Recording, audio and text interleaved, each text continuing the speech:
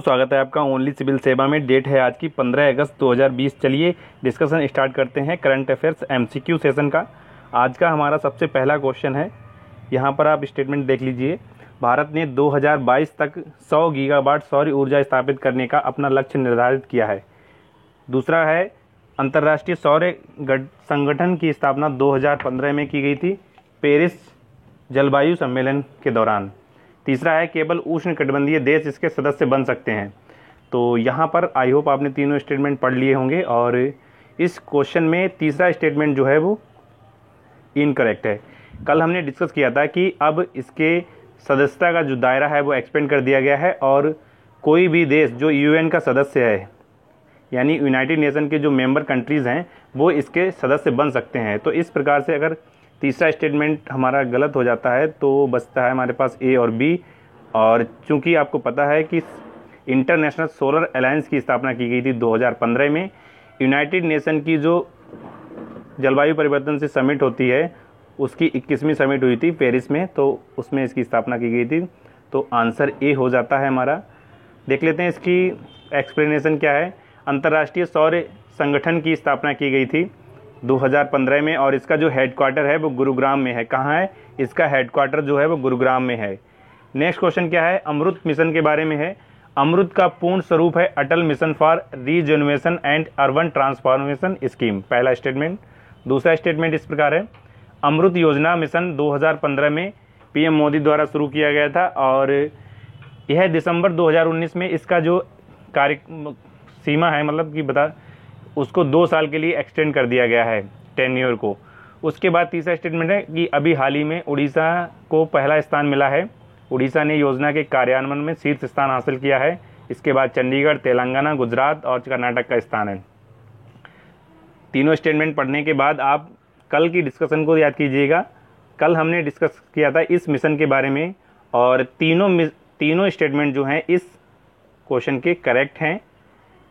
यहाँ पर हम कुछ एक्सप्लेनेशन देख लेते हैं। देखो, अमृत मिशन 2015 में शुरू किया गया था और इसका जो उद्देश्य है शहरी कायाकल्प है, मतलब कि शहरों को बेहतर बनाना इसका उद्देश्य है, जिसमें जो भी लिविंग स्टैंडर्ड्स होते हैं उनको बेहतर बनाना। सबसे पहले यहाँ पर अगर बात की जाए, जो कल अमृत मिशन के तहत जो रैंकिंग जारी की गई है उसमें उड़ीसा को पहला स्थान प्राप्त हुआ था।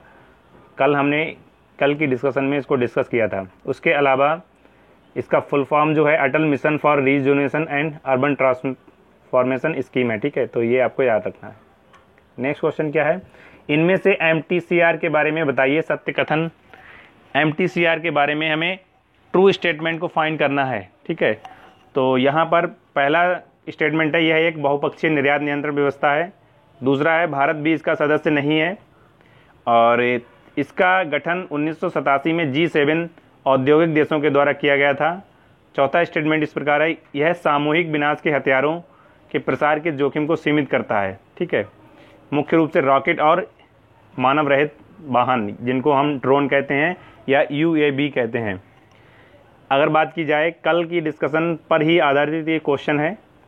कल हमने डिस्कस किया था कि भारत को 2016 में MTCR का मेंबर बनाया गया था, तो इस प्रकार से दूसरा स्टेटमेंट हमारा इनकरेक्ट हो जाता है।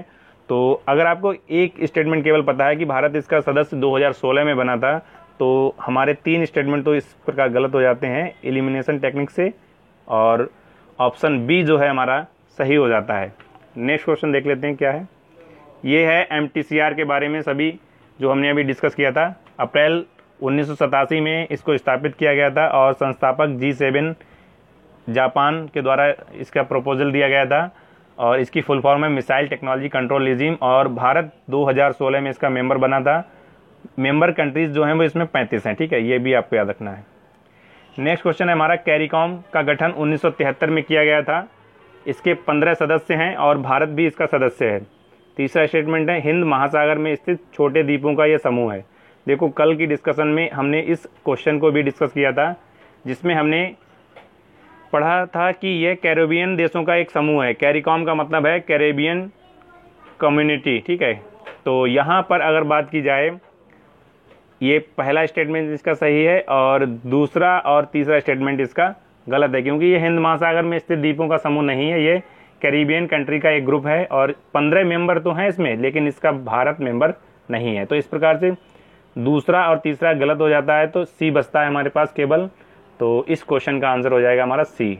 नेक्स्ट क्वेश्चन क्या है, ये इसकी एक्सप्लेनेशन दी हुई है कि इसकी स्थापना हुई थी कैरिबियन की, कैरिकॉम की स्थापना हुई थी 1 अगस्त 1973 को और त्रिनिदाद एंड टोबैगो के द्वारा।